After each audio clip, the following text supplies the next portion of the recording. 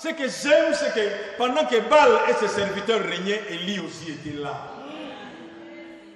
Même si on ne voyait que lui, mais ils étaient nombreux. Qu'Akab, que Abias avait eu comme mission de le nourrir. Baal régnait. L'Éternel ne régnait pas sur la terre, mais l'Éternel règne sur son trône. Et il voyait les problèmes.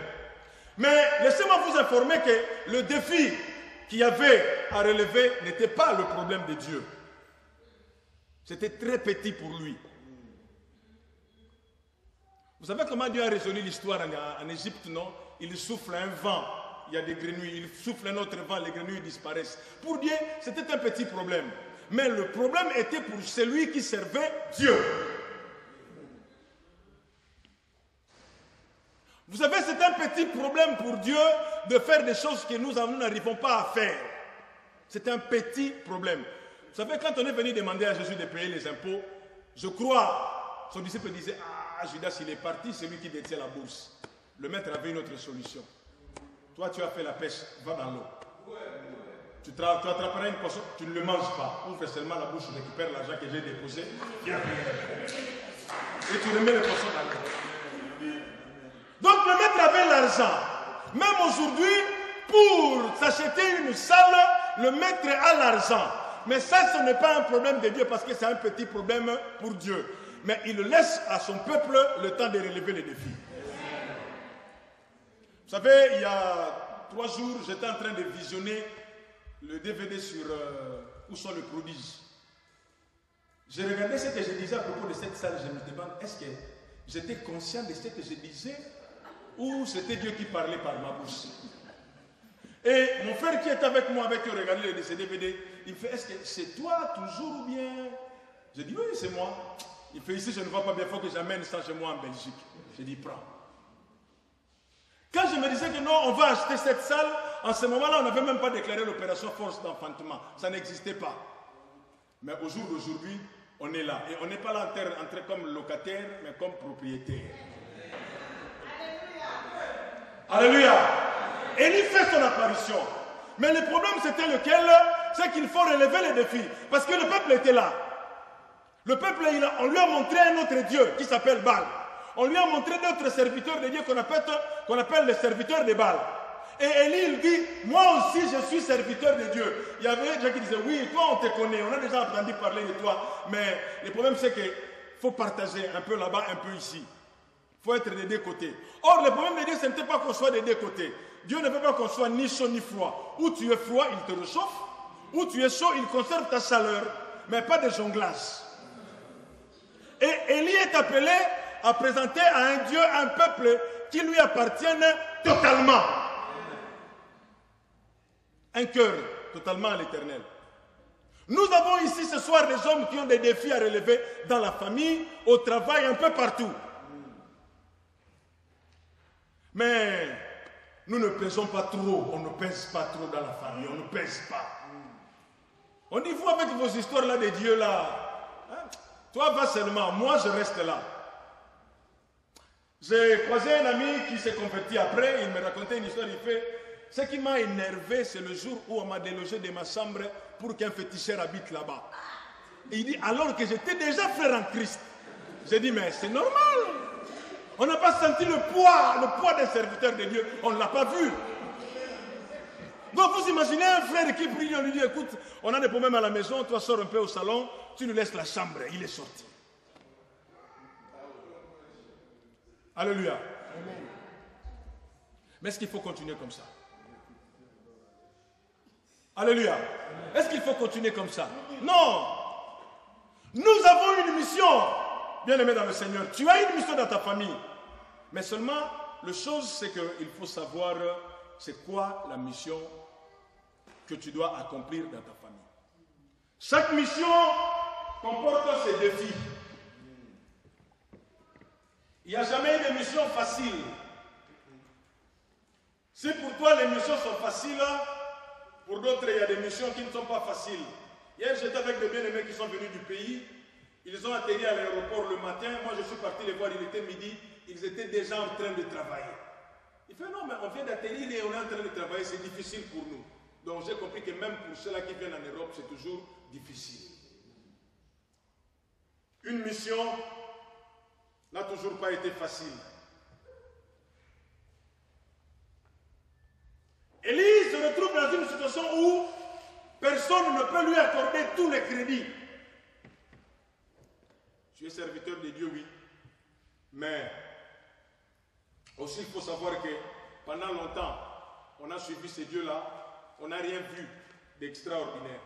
Ce qui fait qu'aujourd'hui, les gens commencent à perdre la confiance en notre Dieu, c'est tout simplement parce qu'ils ne voient pas quelque chose de nouveau, de spécial, d'extraordinaire.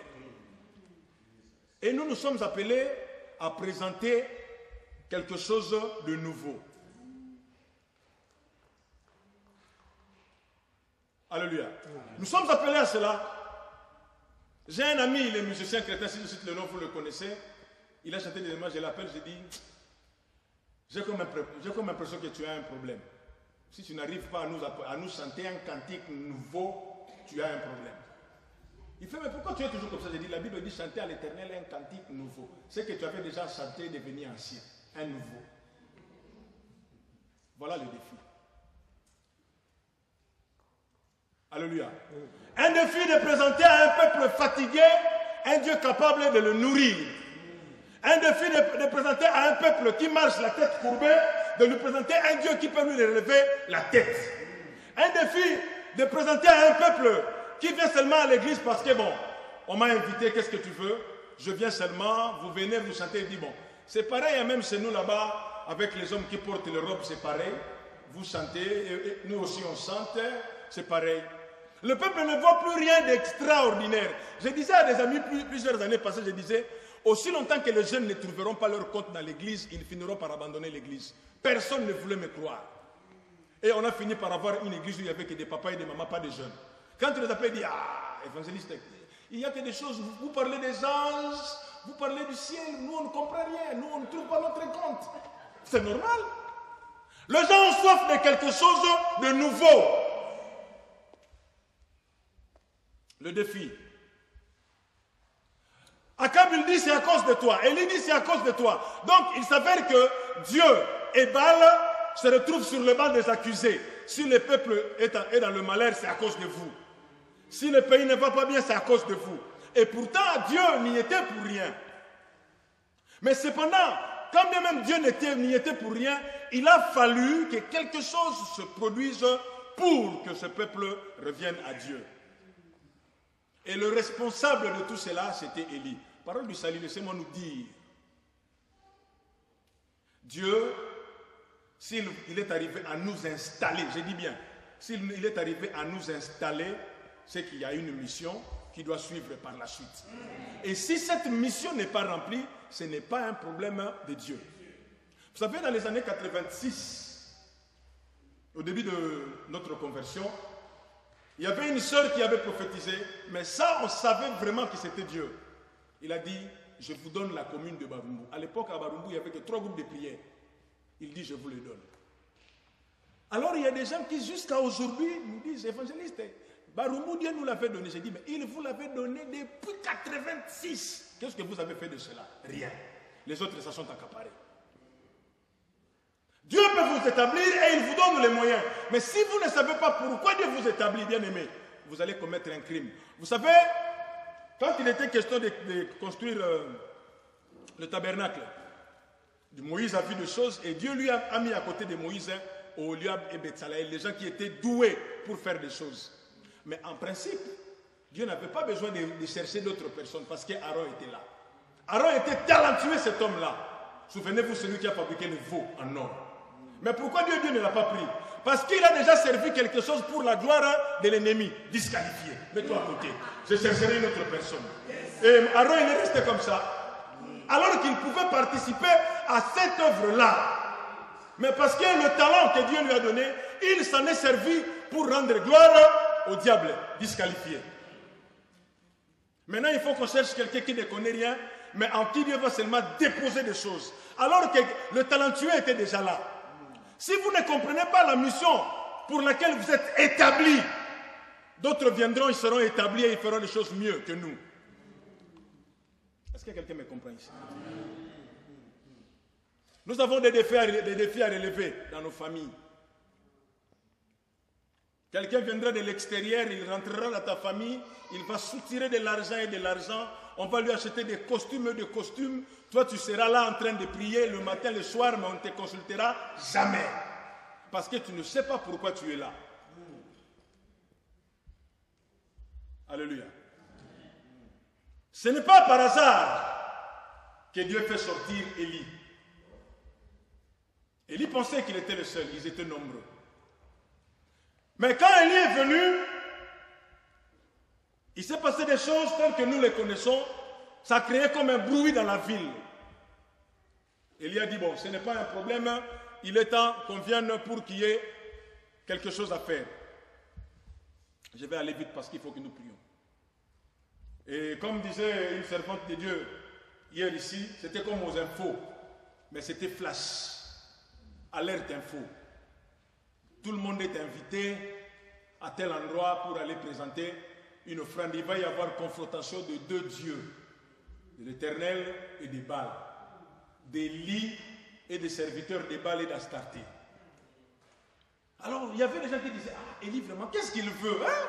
Il ne veut pas partager avec les autres. Vraiment, ça fait quoi? Lui aussi, on lui donne quand même. Pourquoi il veut seulement être le seul? Les gens sont venus.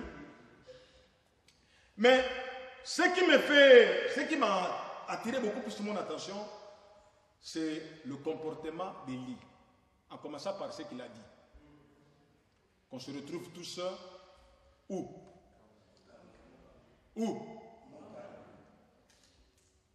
Vous savez, on nous a prêché tout à l'heure là, il faut connaître ton ennemi. Connaître ses points forts et ses points faibles. Ça, c'est l'erreur des prophètes des Baals. Alléluia. Je vais vous faire voir les deux erreurs capitales des prophètes des Baals qui ont fait qu'ils ont échoué. Et ils ont signé leur acte de décès avant que cela soit signé. Alléluia. Nous connaissons l'histoire, c'est Élie qui a remporté la victoire. Mais j'aimerais vous donner quelques raisons qui ont permis à Élie de remporter cette victoire ou de relever ce défi. La première des choses,